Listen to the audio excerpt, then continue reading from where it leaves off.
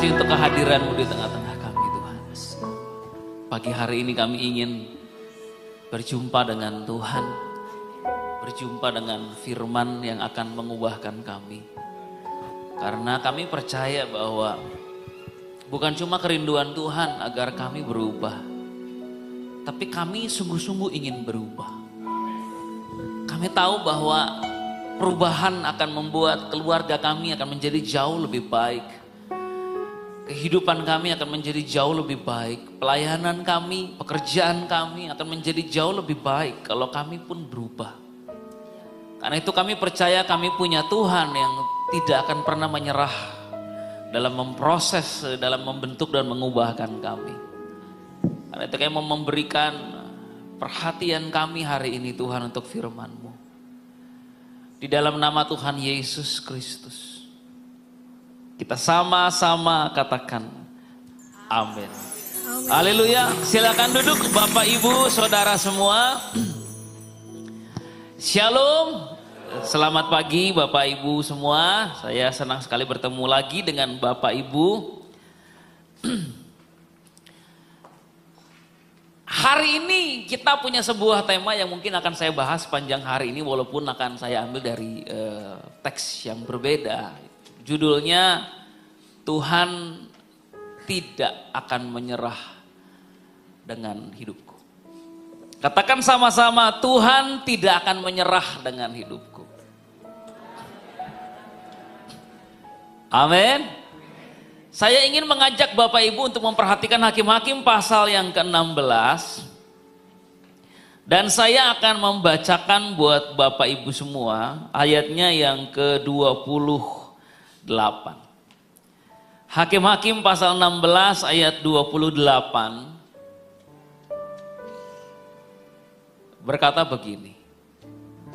Berserulah Simson kepada Tuhan, katanya, ya Tuhan Allah, ingatlah kiranya kepadaku dan buatlah aku kuat sekali ini saja, ya Allah. Supaya dengan satu pembalasan juga kubalaskan kedua mataku itu kepada orang Filistin. Nah, saya ingat ketika beberapa bulan yang lalu saya itu dengan keluarga kita main ke PIK. Ada wilayah namanya daerah Pancoran situ ya saudara. Ada makanan banyak sekali di PIK gitu. Jadi saya dengan keluarga saya, mama, adik-adik ya dan juga istri anak-anak, kita ke PIK, kita makan di sana. Nah, ketika kita sampai di sana, saudara, itu banyak sekali orang di sana ya. Banyak sekali orang yang pengen makan. Ternyata yang punya duit juga masih banyak ya. Kirain nggak banyak yang punya duit. Ternyata orang yang punya banyak duit juga masih ada di sana ya. Berbagai macam orang. Dari makanan paling mahal sampai makanan paling murah ada yang beli. Nah masalahnya ketika saya sampai di sana dengan keluarga, kita tuh nggak dapat parkiran. Jadi saya keliling-keliling cari parkiran, nggak dapat. Keliling lagi cari parkiran, nggak dapat juga. Kalau beberapa orang kadang harus berdoa ya supaya dapat parkirannya. Tuhan dalam nama Yesus. Belokan yang ke-14 ini Tuhan, ada slot yang kosong gitu ya. Nah saya waktu itu pikir, aduh kok gak dapat parkiran ya. Sampai satu ketika saya lewat satu bangunan di situ yang kayaknya restoran cukup mewah saudaraku. Ada satu parkir kosong di situ, satu slot parkir kosong. Jadi saya nggak pikir panjang, saya pikir daripada saya pusing lagi cari parkiran, di parkir situlah. Mau harus untuk vale ke, mau itu parkiran khusus ke, terserah ada pokoknya saya parkir dulu aja. Parkir di situ kabur kita. Pergi. Biarin kita makan dulu nanti baru dimarahin nanti aja sih bilang. Nah, makan happy ya. Biasa kan begitu orangnya kalau udah buat dosa itu biasanya kan makan aja dulu happy nanti belakangan baru konsekuensinya kan ya. Nah, saya makan, wah udah happy. Pulangnya baru tuh. Waduh. Ya, musiknya berubah dari musik indah seperti ini jadi taran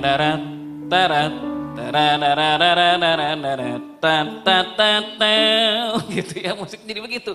Saya jalan deketin mobil, lihat kanan kiri nggak ada satpam, kayaknya ini aman. Masuk semua masuk mobil. Baru tutup pintu, nyalain mobil, muncul satpam. persis kayak tukang parkir. Kalau kita mau pergi baru dia ada. Soalnya bilang, aduh kenapa ini satpam kok muncul? Wah kayaknya ini kena nih, satpam udah ngeliatin nih. Waktu akhirnya saya majuin mobil saudaraku, beneran satpamnya dari duduk berdiri dia.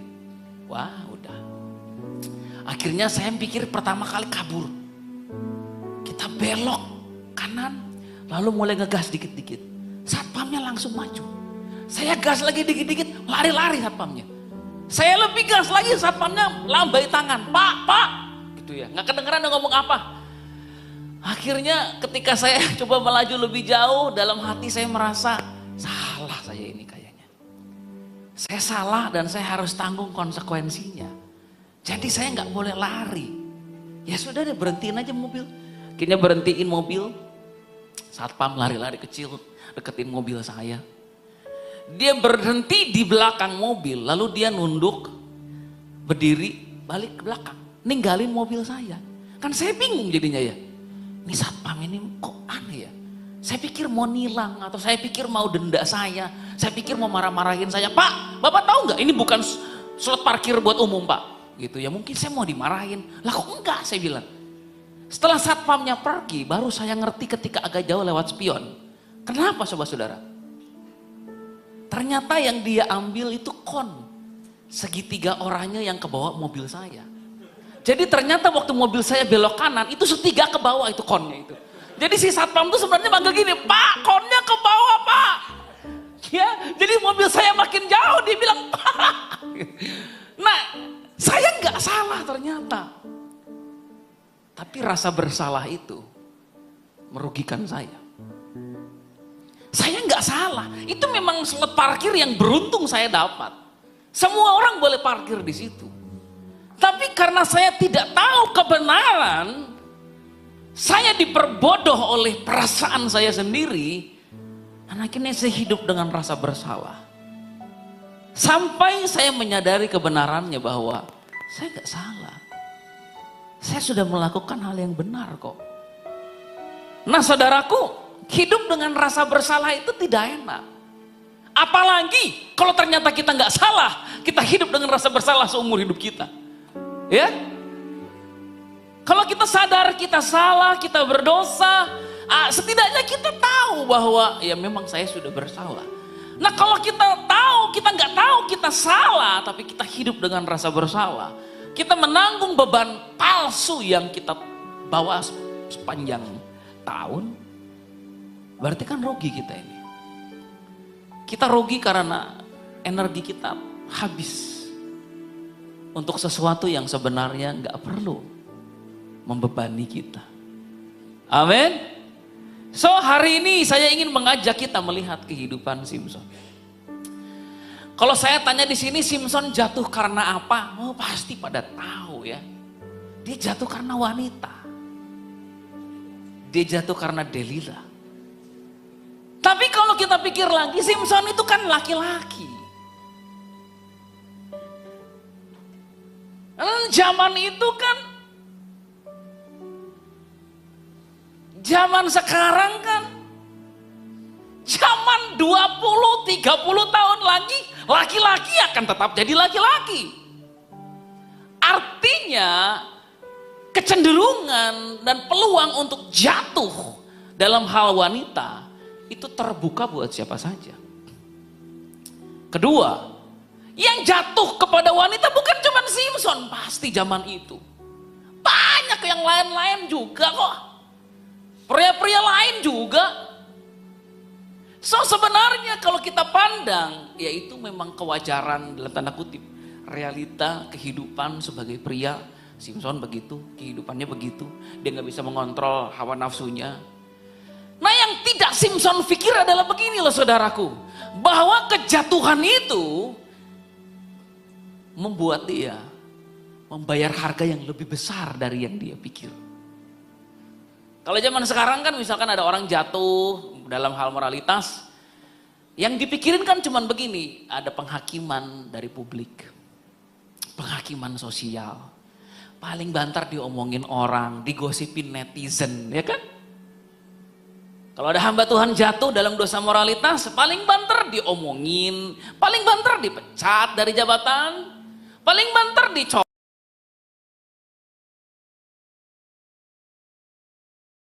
dicopot dari pelayanan. Ya udah, paling itu.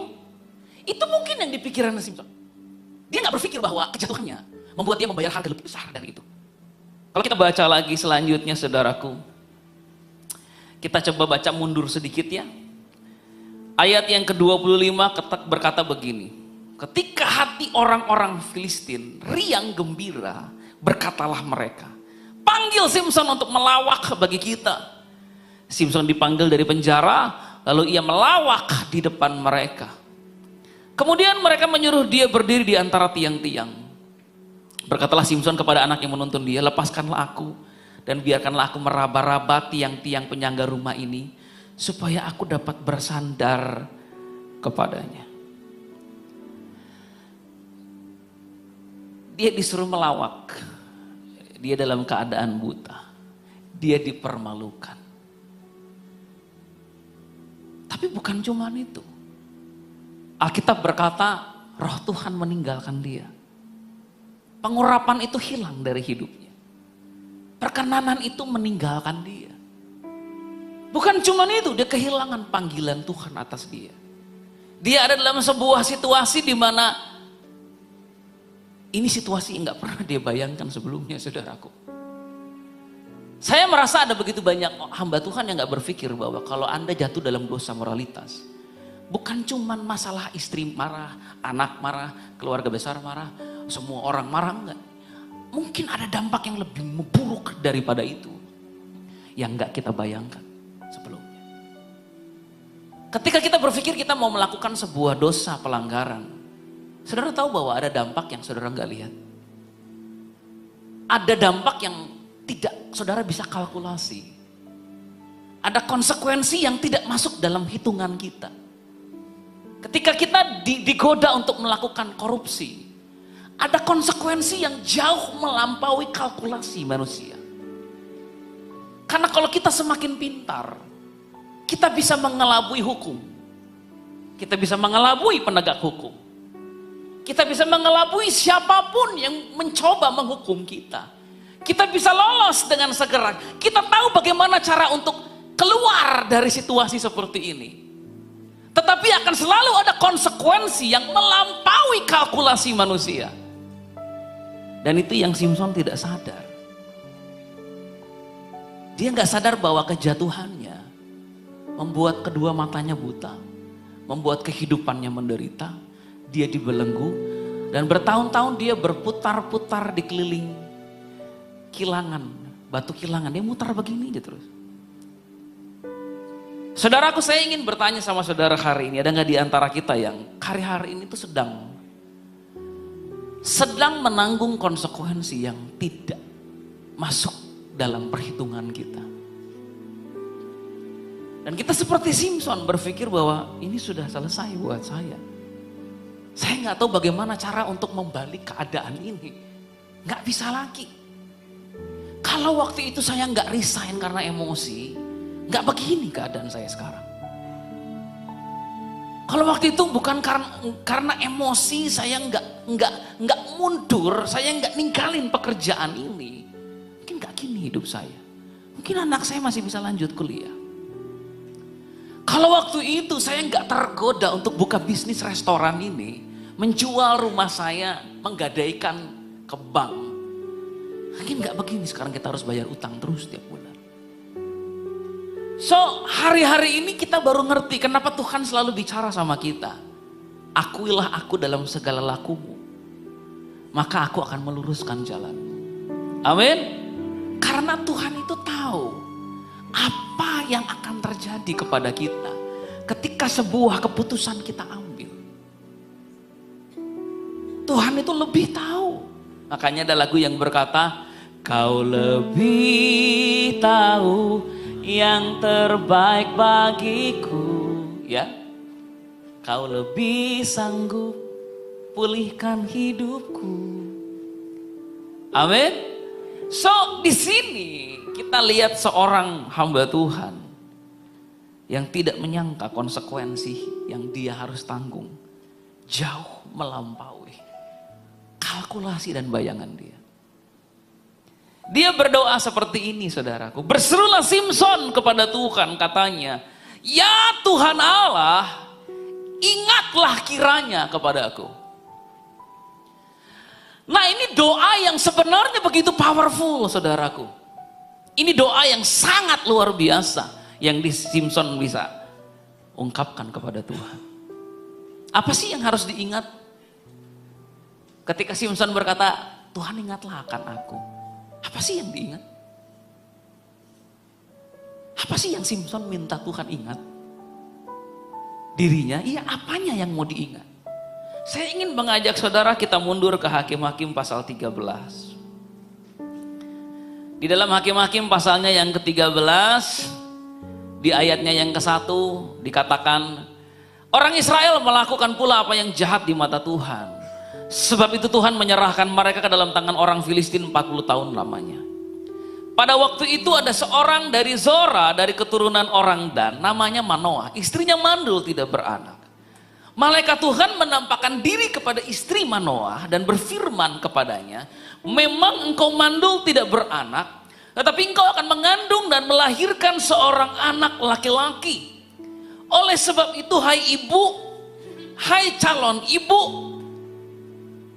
pelihara dirimu. Jangan minum anggur atau minuman yang memabukkan. Dan jangan makan sesuatu yang haram. Sebab engkau akan mengandung dan melahirkan seorang anak laki-laki.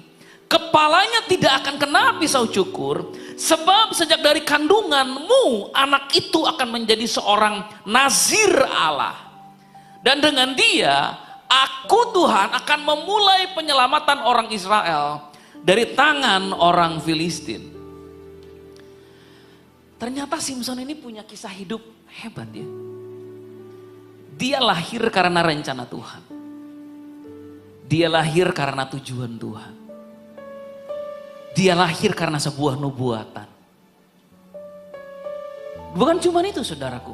Ketika dia mau lahir, ada seorang wanita yang harus bayar harga agar anak ini tidak hanya sekedar lahir, tapi dididik di dalam hukum-hukum Tuhan. Ada seorang perempuan yang harus bayar harganya dengan tidak mabuk, tidak mengkonsumsi anggur, tidak melakukan hal-hal yang buruk, tidak ngegosip, tidak ngegibah. Ya, seorang perempuan harus hidup benar untuk anak ini bisa bertumbuh menjadi orang yang dipakai Tuhan. So, saya merasa ketika Simson jatuh ke dalam dosa dan dia melihat konsekuensi yang dia tanggung begitu berat, dia mikir begini, maafin saya udah gagal. Saya udah gagal. Padahal sejak saya lahir sampai usia saya mungkin sekitar 30, mama ini loh yang ngajarin saya, "Nak, rambutmu gak akan pernah boleh dicukur.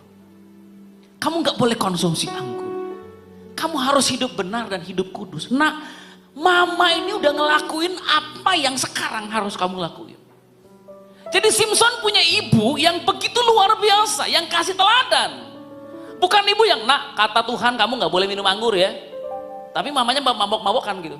Enggak, ini mama yang kasih contoh sama anaknya. Jadi Simson ketika dia jatuh, dia berpikir, saya sudah mengecewakan mama saya.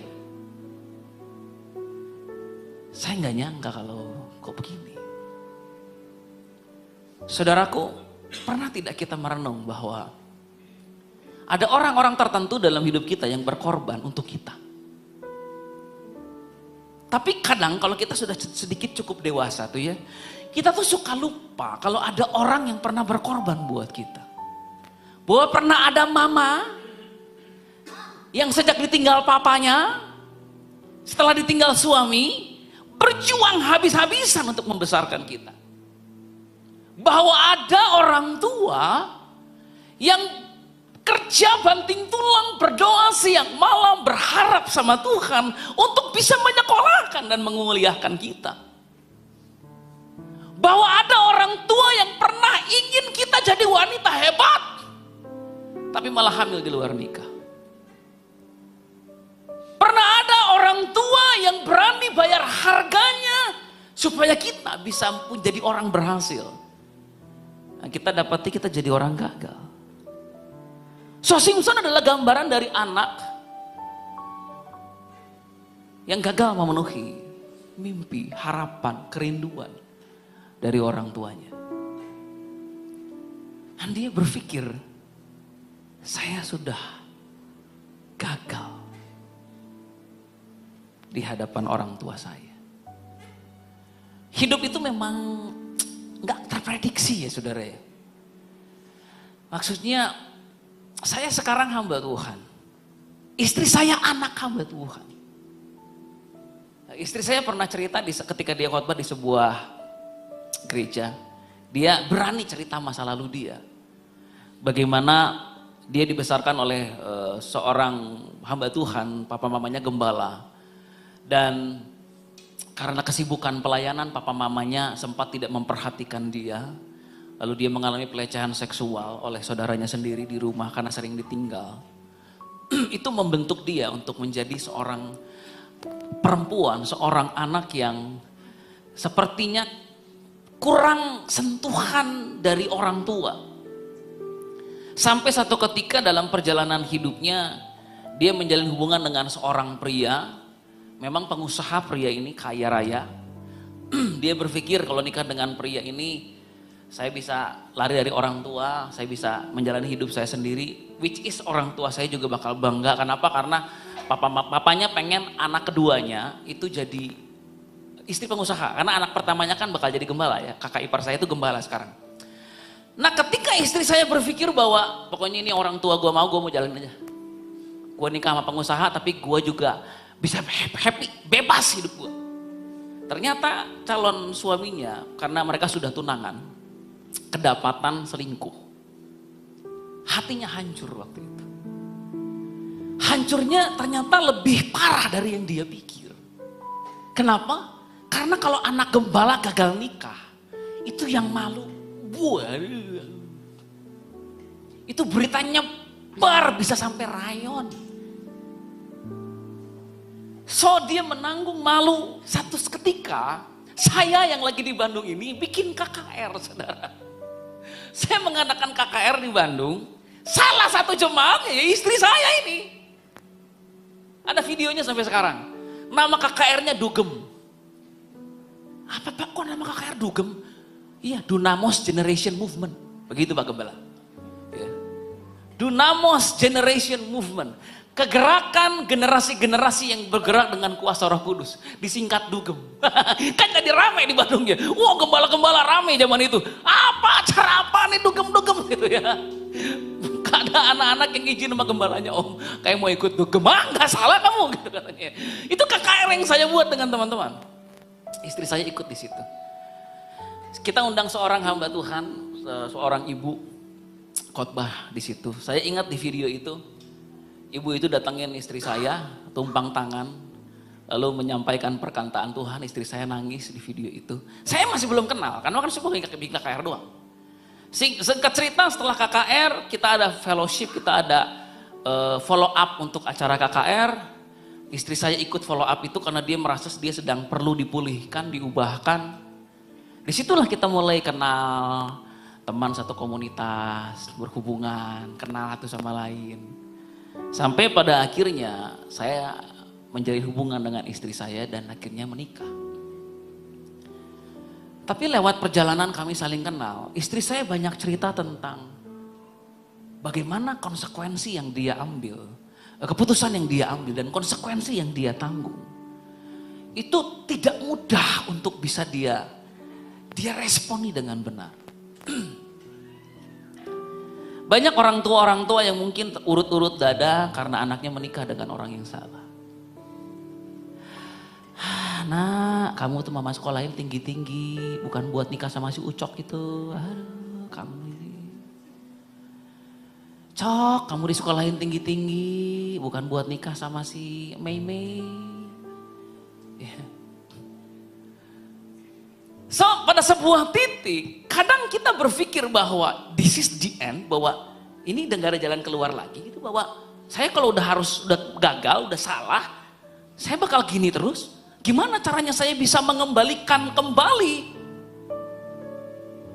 rencana Tuhan atas hidup saya ini? Karena udah gagal saya ini, saya nggak tahu mau kemana sekarang.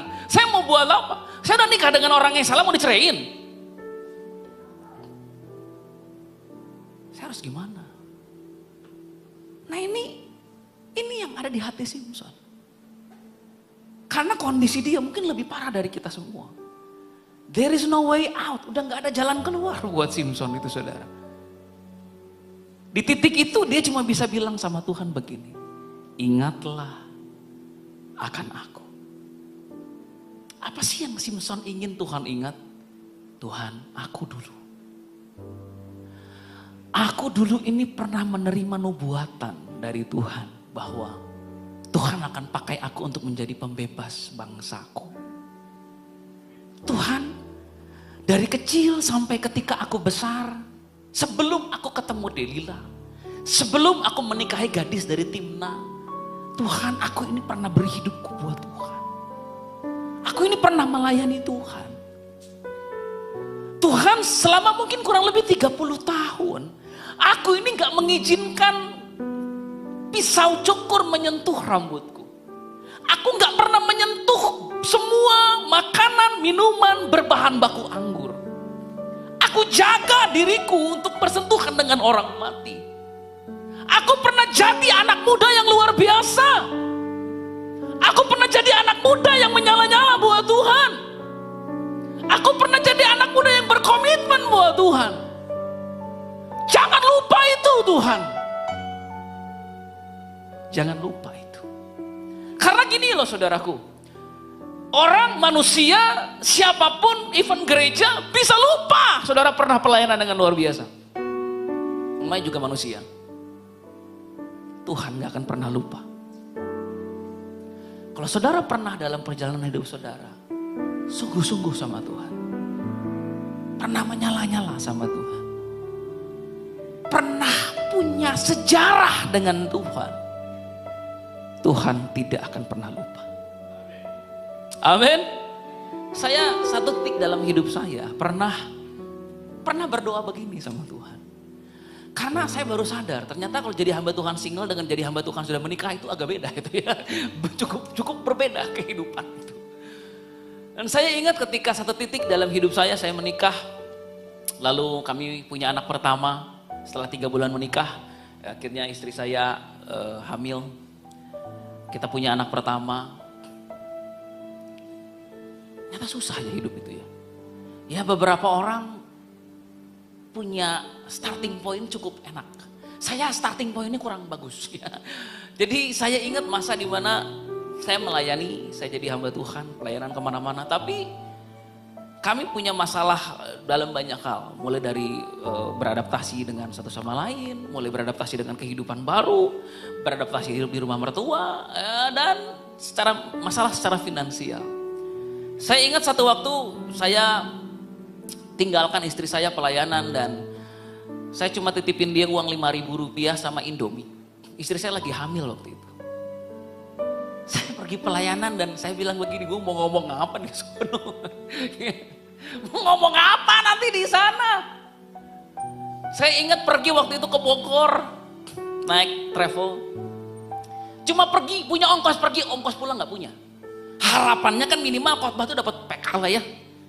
Nah masalahnya saudara itu pun tak terprediksi. Beberapa kali dalam pelayanan saya dapat ucapan terima kasih. Dan kiranya Bapak Tuhan memberkati Bapak. Jadi kita tuh gak boleh terlalu pede kalau pelayanan itu gak boleh saudara. Saya sampai di sana, saya pelayanan di sana. Saya bilang begini sama Tuhan, Tuhan ini kalau pulang gak dapat PK habis saya ini. Saya udah mulai mikir, zaman saya SMA itu saya sering numpang mobil Colt. Gitu ya. Saya jadi berpikiran, mungkin bisa numpang mobil Colt, mobil truk, whatever lah itulah untuk saya sampai ke Bandung. Itu kan planning, prediksi. Saya khotbah, saya pelayanan di sana. Dan saya baru ngerti sekarang begini saudara, kalau kita mengalami dan kita menghidupi apa yang kita khotbahkan, itu dampaknya beda. So saya ingat waktu itu karena saya khotbah dengan hancur hati, Orang-orang yang hadir hari itu pun dijamah dan dilawat Tuhan. Nah singkat cerita saya selesai khotbah, saya pulang. Pemimpin dari pelayanan itu mendatangi saya, Pak terima kasih buat pelayanannya ya Pak. Jemaat sangat diberkati Pak. Puji Tuhan Pak, memang saya tadi khotbah terlalu sederhana ya Pak. Enggak, udah benar, udah pas itu buat jemaat saya. Karena saya tahu pemimpinnya itu orang pintar. Ya terima kasih, terus dia kasih amplop. Puji Tuhan ini jaminan pulang. Saya terima. Waktu saya mau melangkah keluar, ada satu lagi ibu-ibu datang. Tik. Pak, terima kasih atas pelayanan Bapak. Ini sedikit dari kami. Loh, saya bilang udah dikasih tadi Bu. Itu beda Pak, itu dari bapaknya. Ini dari pelayanannya. Oh ada 2, puji Tuhan, nggak nyangka. Sering-sering begini bagus. Nah, saya pulang saudara. Ketika saya sampai ke travel poolnya di situ, saya buka amplop yang pertama dikasih. Isinya dolar semua, $1.000. Saya mikir gimana cara saya bayar travel pakai uang dolar. Akhirnya saya mikir saya dikasih amplop kedua. Waktu saya buka amplop kedua isinya 2 juta.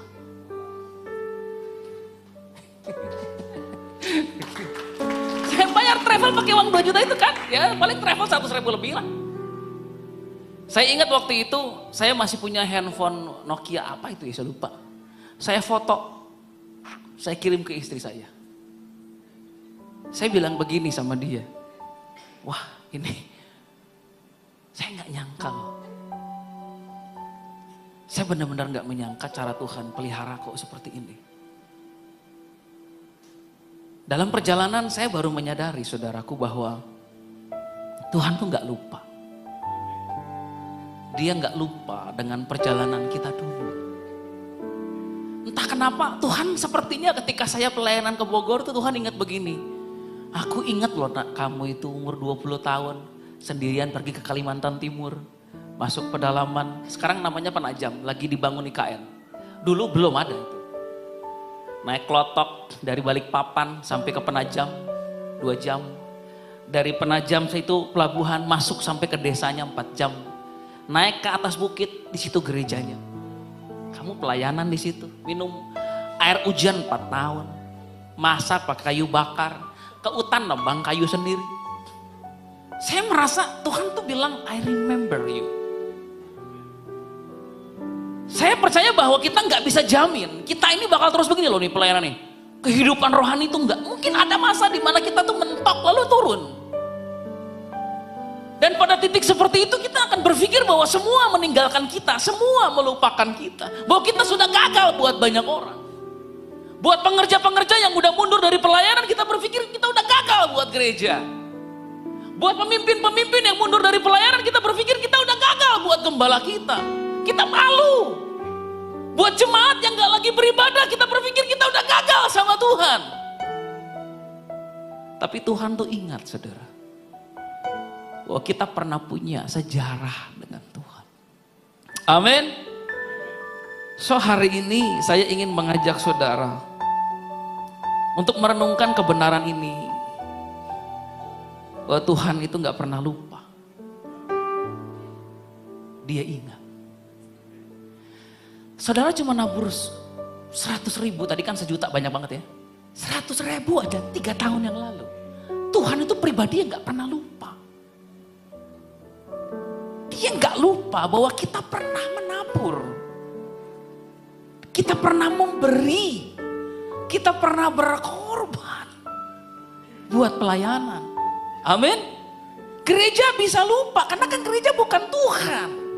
Kecuali setiap kali saudara nabur, foto saudara dipampang di sini, pernah nabur, nggak akan pernah lupa mungkin orang kalau datang ibadah. Realitanya kan nggak begitu. Kita manusia bisa lupa, tapi Tuhan nggak lupa. Kalau dulu saudara pernah menjadi anak muda yang luar biasa, sejak menikah jadi biasa di luar, Tuhan nggak lupa bahwa dulu Anda pernah punya cinta mula-mula.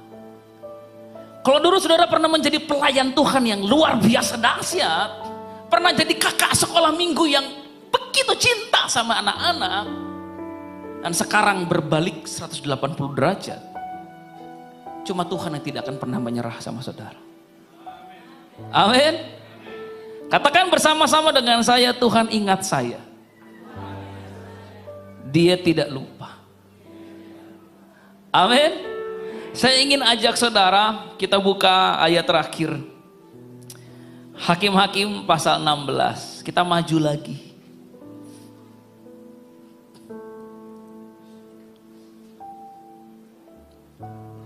Ayatnya yang ke-28 sampai ayatnya yang ke-30 berkata begini. Berserulah Simson kepada Tuhan, katanya, ya Tuhan Allah, ingatlah kiranya kepadaku. Dan buatlah aku kuat sekali ini saja ya Allah. Supaya dengan satu pembalasan balaskan kedua mataku itu kepada orang Filistin. Kemudian Simson merangkul kedua tiang yang paling tengah, penyangga rumah itu. Lalu bertopang kepada tiang yang satu dengan tangan kanan dan kepada tiang lain dengan tangan kirinya. Berkatalah Simson, biarlah kiranya aku mati bersama-sama orang Filistin ini. Lalu membungkuklah ia sekuat-kuatnya, maka rubuhlah rumah itu menimpa raja-raja kota dan seluruh orang banyak yang ada di dalamnya. Yang mati dibunuhnya pada waktu matinya itu lebih banyak daripada yang dibunuhnya pada waktu hidupnya. Katakan lebih banyak. Saya tuh suka Tuhan. Karena kalau dia tolong dan dia angkat seseorang, dia selalu melakukan lebih dari sebelumnya. Saya suka Tuhan karena setiap kali dia kasih kesempatan sama orang, dia selalu mempercayakan lebih. Kita ingat kisah bagaimana murid-murid termasuk Petrus gagal di hadapan Yesus. Dia nyangkal Yesus 3 kali. Tapi pelayanan Petrus setelah penyangkalan jauh lebih dahsyat dari pelayanannya sebelum penyangkalan. Setelah penyangkalan dia berkhotbah dan 3.000 orang bertobat. Siapa yang percaya bahwa keadaan kita di masa depan akan jauh lebih dahsyat dari yang sekarang?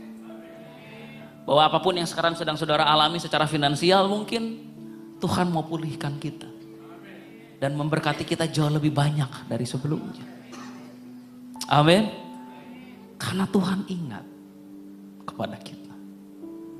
So hari ini saya ingin mengajak saudara, mungkin ada di antara saudara, mungkin gak semua memang, cuma orang-orang tertentu yang mungkin perlu berdoa begini, Tuhan ingatlah kiranya kepadaku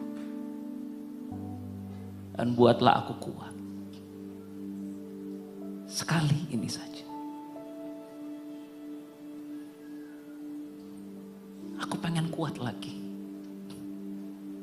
Kuat apa? Secara finansial aku pengen kuat lagi.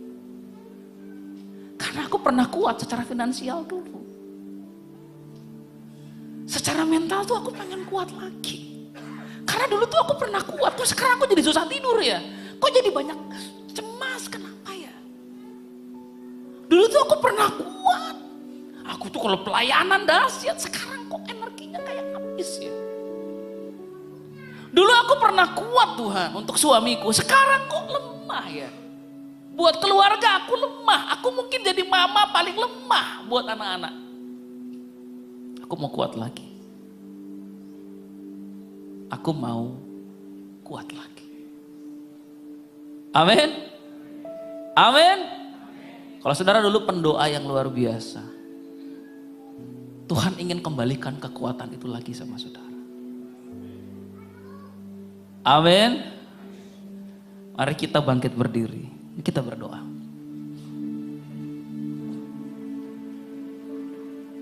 Kau kuatkan aku bertahan, kau harapan dalam kesesakan, kau buktikan kesetiaanmu Tuhan. Engkau Allah imanku, akan kau kuatkan, kau kuatkan aku bertahan, kau harapan dalam kesesakan, kau buktikan kesetiaanmu Tuhan. Engkau Allah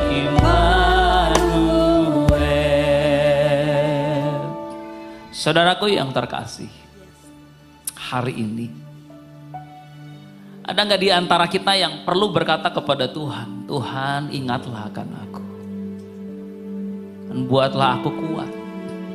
Sekali lagi Tuhan, aku mau kuat sekali lagi. Aku percaya Engkau adalah Tuhan kekuatanku, Tuhan kekuatan aku, kekuatan buat keluargaku, kekuatan buat suamiku. Mungkin sekarang ada istri-istri yang lagi berdoa, Tuhan buat suamiku kuat lagi, buat suamiku bangkit lagi Tuhan. Mungkin sekarang justru ada suami-suami yang lagi berdoa, Tuhan aku ingin istriku yang dulu, istri yang pernah begitu dahsyat, istri yang pernah menyala-nyala matanya dengan semangat dan harapan. Atau mungkin ada orang tua yang lagi berdoa, Tuhan aku ingin anakku kuat lagi. Sekarang dia lagi depresi, dia lagi tertekan, dia lagi down. Tuhan aku ingin kekuatan yang darimu mengalir lagi. Mengalir lagi atas hidupku, atas keluargaku. Kuatkan aku sekali lagi. Dan saya rindu mengajak saudara untuk percaya dan beriman bahwa tahun ini akan jadi tahun Dia menguatkan kita lagi, di mana kita bangkit dan menjadi terang. Kau kuatkan aku bertahan, Kau harapan dalam kesesakan, Kau buktikan kesetiaan-Mu Tuhan, Engkau Allah iman. Katakan dengan imanmu, Kau kuatkan aku bertahan, Kau harapan dalam kesesakan, Kau buktikan kesetiaan-Mu Tuhan, Engkau Allah Immanuel.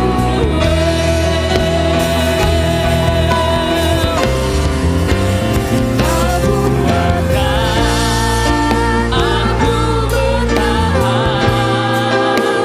Kau harapan dalam kesesakan, Kau buktikan kesetiaan-Mu Tuhan, Engkau Allah Immanuel.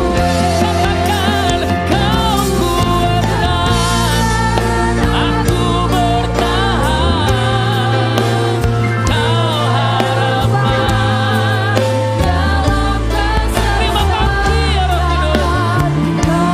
Kudus. Kami percaya Engkau Immanuel, Engkau Allah yang menyertai kami.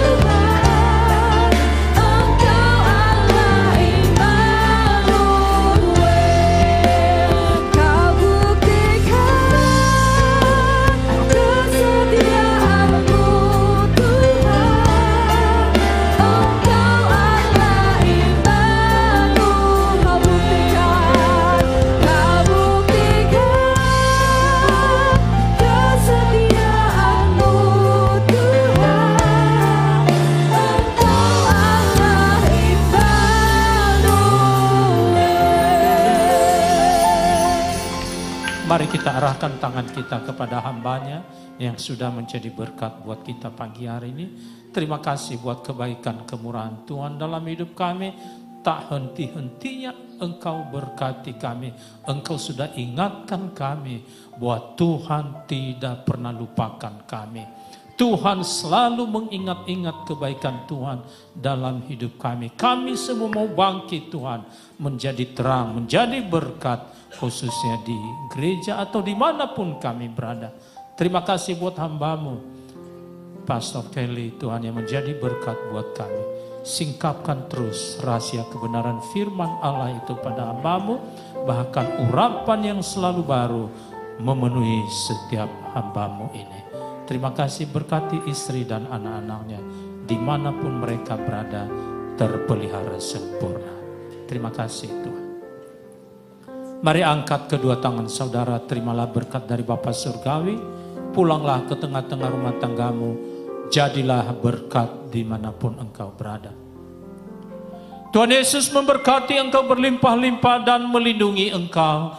Tuhan Yesus menyinari engkau dengan wajahnya, memberi engkau kasih karunia-Nya. Tuhan Yesus memperadapkan wajahnya kepada saudara, memberi engkau damai sejahtera-Nya. Roh-Nya yang kudus yang memelihara engkau, menolong engkau, melindungi engkau, bahkan menuntun setiap langkahmu mulai saat ini, sampai sangkakala Allah berbunyi nama saudara dan saya, dan seluruh bilangan keluarga besar kita disebutkan. Kita dijemput di awan-awan permai, masuk dalam pesta perjamuan kawin anak domba Allah, turun bersama-sama dengan Dia Raja di atas segala raja, untuk memerintah bersama-sama dalam kerajaan 1000 tahun damai, sampai selama-lamanya, sampai kita masuk dalam kota Yerusalem baru. Yang percaya diberkati, katakan sama-sama. Amin. Di nama Tuhan, selamat hari Minggu. Tuhan Yesus memberkati kita semua. Sampai berjumpa kembali minggu depan.